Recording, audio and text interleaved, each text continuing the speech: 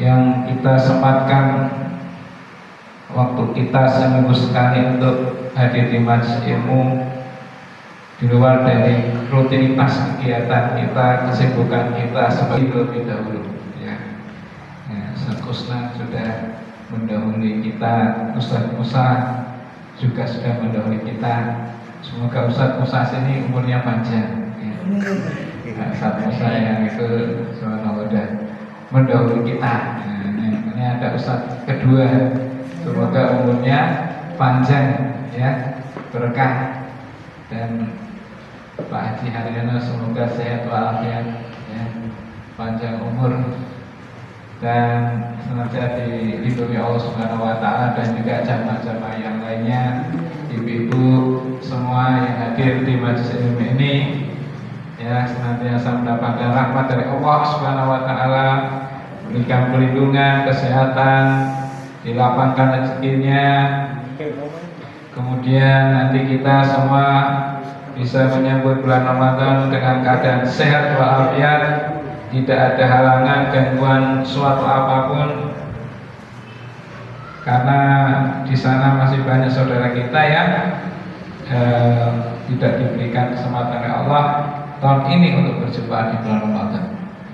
Salawat dan salam semoga tercurahkan kepada Nabi Muhammad SAW, kepada keluarga dan para sahabatnya. Semoga tercurahkan untuk kita semua, yang kita semua pasti mencintai Rasulullah SAW, merindukan beliau, agar nanti kita berjumpa di surganya, mendapatkan syafaatnya pada hari kiamat, dan kita termasuk orang-orang yang sab'atun yudhilluhumullah bi'idhnihi yauma la ilaha illa huwa, 7 golongan yang akan mendapatkan naungan dari Allah pada hari kiamat, yang tidak ada naungan kecuali naungannya.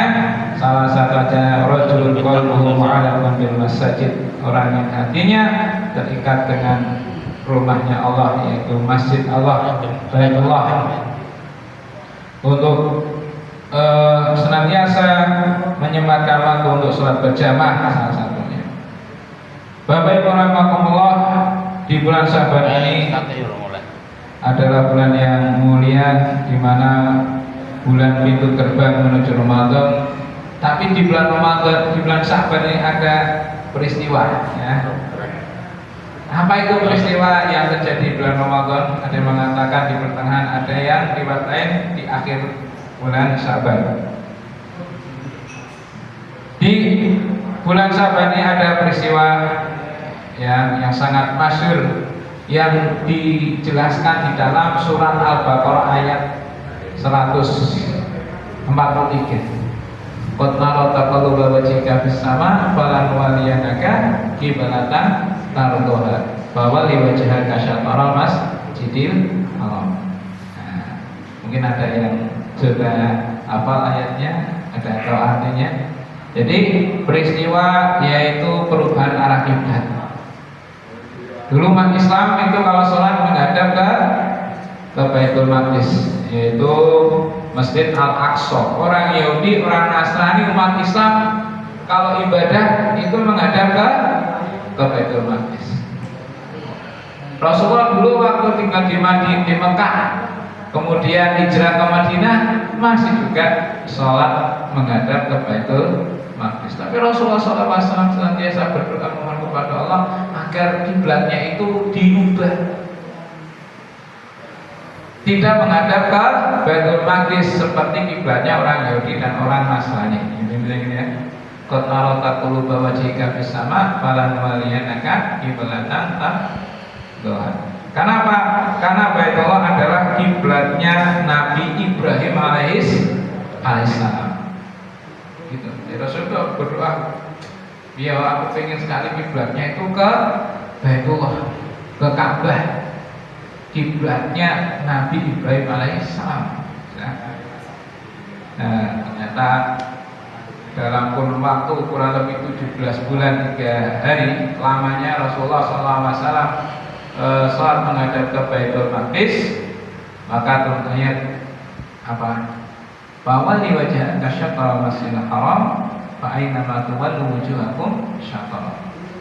Ya, maka arahkan wajahmu ke wajhaka syatral masjidil haram, ke arah masjidil haram.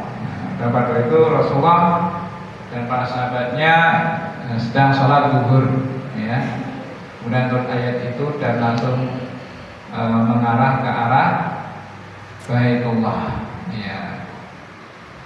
Wa maka Allah yudi imanimakum, dan bagaimana dengan saudara-saudara kita umat Islam yang dulu sholatnya masih menghadap ke Baitul Maqdis?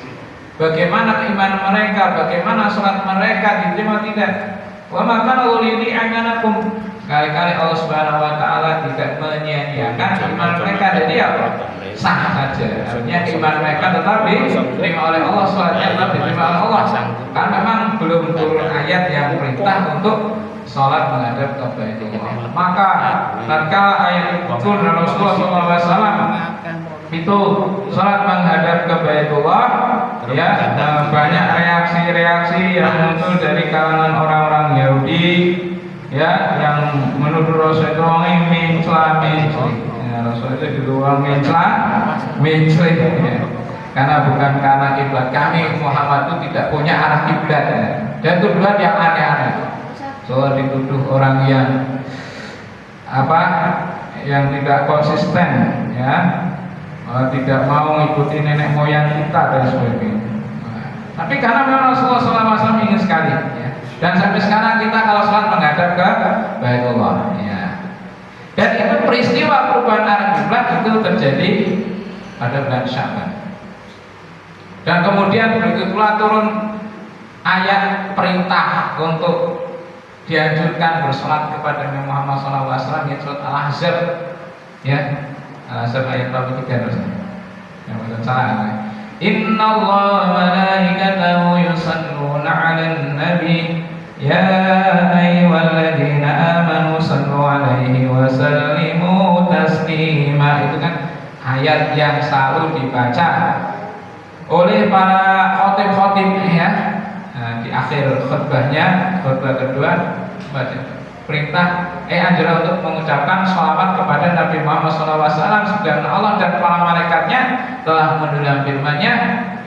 Jadi kita di bulan Sya'ban itu terjadi di bulan Sya'ban. Maka di bulan Sya'ban ini selain panjenengan sholat 5 waktu, sholat sunnah, baca Quran, sedekah, ya, nyantuni anak yatim, nyantuni rondo-rondo.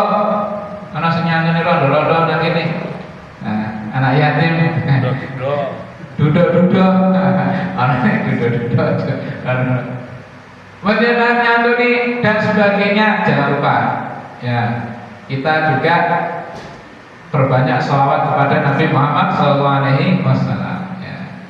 Baik itu saat kita menuju ke musola, saat berada di musola, ya, lagi di rumah, ya.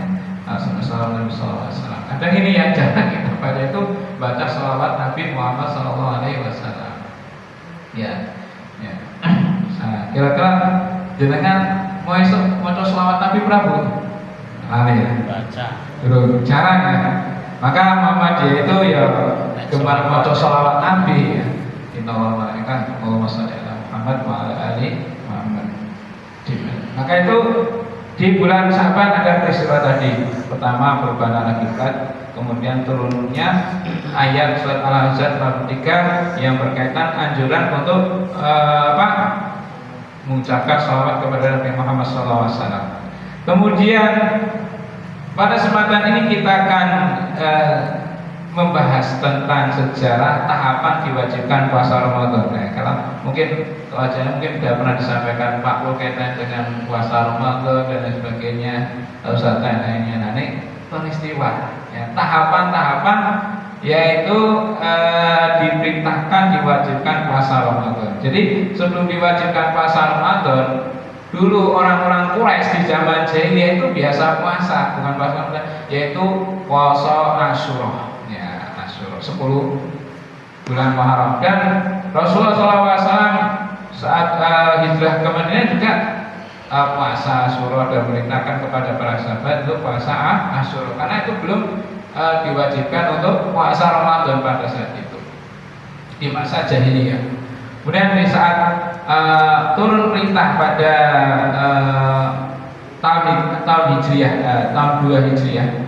Ya, saat beliau berada di Madinah itu perintah untuk puasa Ramadan itu oh ya, ya ayyuhalladzina amanu kutiba alaikumus syiyam kama kutiba alal ladzina min qablikum la'allakum tattaqun. Itu para sahabat itu masih fleksibel Bapak Ibu. Isi fleksibel apa? Faman syaa shoma wa man syaa taraka. Gitu ya. Jadi karena yang ma'asur tasumu Quraisyun bil jahiliyah wa kana Rasulullah sallallahu alaihi wasallam yasum fala maqadima